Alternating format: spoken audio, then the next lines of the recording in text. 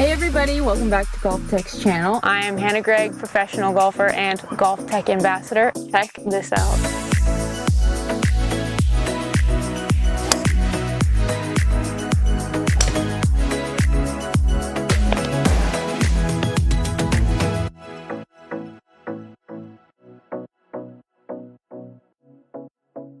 Pro golf has always been the top for me. When I started sharing my journey, I was a senior in college, and the end game was just to use social media as a way to pay for professional golf. It always has been.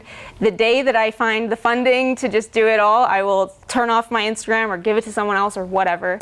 Play a hole with me. This is hole 18 at Old Head. Pro golf has always been my main focus, and the social media has kind of become a means to an end. And all of that happening at the same time that social media was kind of booming and all these opportunities were coming that I could do that. They kind of go hand in hand because I'm a professional golfer who chooses to share what I'm doing online. But if I had to choose one, it's not even close. What's been your reception from other players? So I know this is like I know you don't like the word influencer, I hate it, but you have a large social media following. Was there any sort of negative reaction that you faced out there? I don't think so. Not to my face. I mean, nobody's telling me that it's a negative thing. I really appreciate the tour. They have welcomed me in a really big way. I just created some content with them last week, actually, with the new commissioner, Jody, who is a great guy.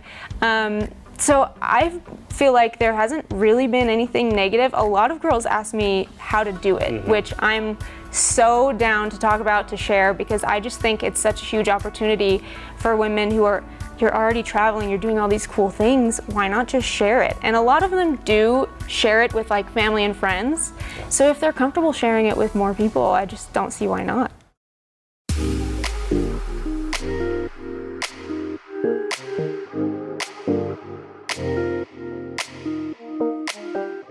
I'm always motivated to play in tournaments. Luckily for me, I'm still pretty fresh.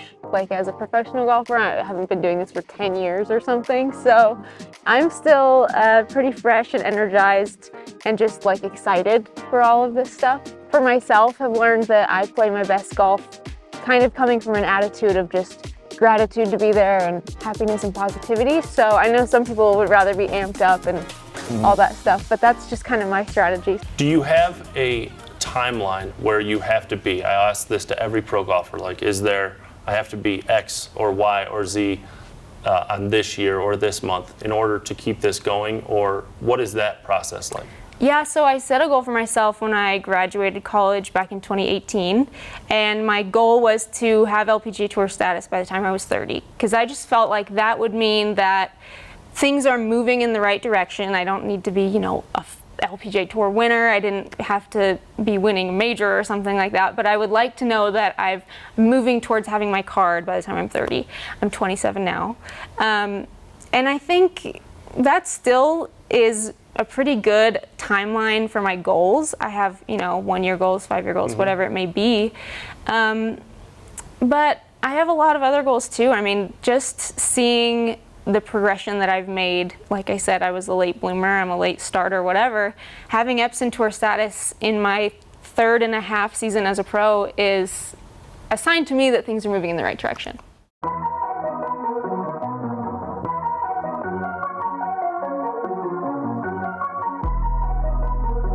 We talked a little bit about all of the things you have going. Yeah. Short game gains. Short game gains is like a big part of what you do, not only on the course, but off. So how did it get started?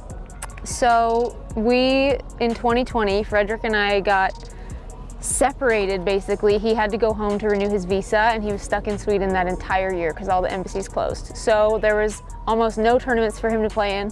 I lost several of my sponsors, so I didn't really have any tournaments I could afford to go play in. So we thought this might be the time for us to find some ways to diversify and figure out what we wanted to do. So we started looking into a few ideas for training aids that we'd had in the past that we had just not really ever put pen to paper and made them happen. And 2020 ended up being the perfect time for us to launch. So we launched it in May, and we sold out of our first stock in like, I think it was 2 weeks or something. And we thought, okay, launching a company during COVID might be our worst idea ever. But then everyone started playing golf, so it turned out to be our best idea ever, and now it's taken over our whole lives. Again, you do so many things, as a lot of women do. Where does this fall in, and how much time does it take on a weekly basis? So luckily now, I mean, I can show you guys footage of me taking a label printer to tournaments and bringing a bunch of stock with me and sending stuff out from Texas, everywhere I was the last few years. Luckily now, we've expanded enough to have a fulfillment center. We don't have to do that stuff anymore. But we still take care of all the product development, all of the innovating of new products. We have a lot of new stuff coming out this summer with GOLFTEC I'm really excited about. And all of the marketing and all of that we still get to do. So in my golf, I use this stuff every day because it's just the aids that I wanted that didn't exist yet. Yep. So basically we just made a kit that I would want to use every single day, that Fred would want to use every single day. And off the golf course, it's also my whole life. So. Yeah, it's on your shirt. It's on Yeah, your... it's everywhere. So on that, I mean, it goes back to what we've talked about.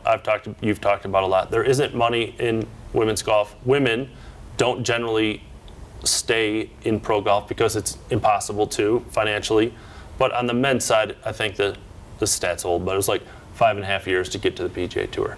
So because you can have the financial backing, is that kind of it? Like, hey, I'm kind of trend setting that I can play mini tours and minor league tour events for a multiple of years and see where I can get. Yeah, I think so. I mean, the people quit golf for a number of reasons. For women, the main reason is either you run out of money or you want to start a family.